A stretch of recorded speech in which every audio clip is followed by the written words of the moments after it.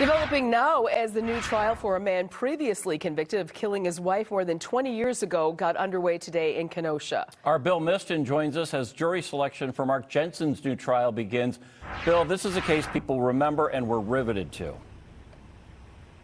That's right, and this is going to be a new trial, but given that publicity, a lot of people had to be brought in to try and seat them as the jury that's going to hear this case. More than 100 people throughout the day. The goal is to have 16, including alternates, seated for the trial. Now, that trial is expected to last upwards of a month or possibly even longer, but a key piece of evidence for the state isn't going to be allowed this time around.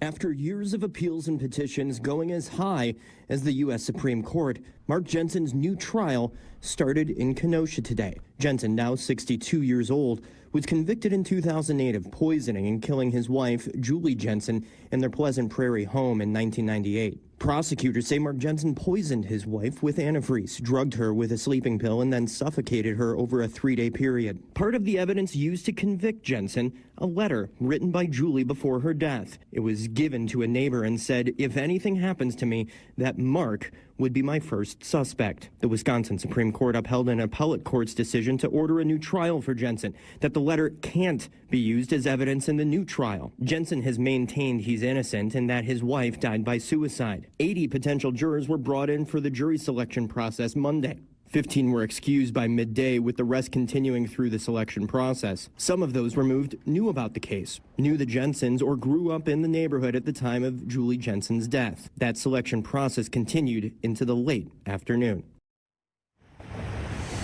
And really, the jurors that remained, a whole nother panel of jurors, more than 30 were brought in late this afternoon and let go from the courthouse with only about 12 remaining. The goal is to have around 30 jurors by tomorrow to then whittle that down to the 16. Now, a number of the people that were excused because of the length of the trial and the impact that it could have, as well as others who either grew up in the neighborhood where the Jensens lived or even knew the Jensens, or some of the potential witnesses in the case. The jury selection is set to resume tomorrow morning with opening statements hopefully to follow. Reporting live in Kenosha, Bill Miston, FOX 6 News. Bill, thank you.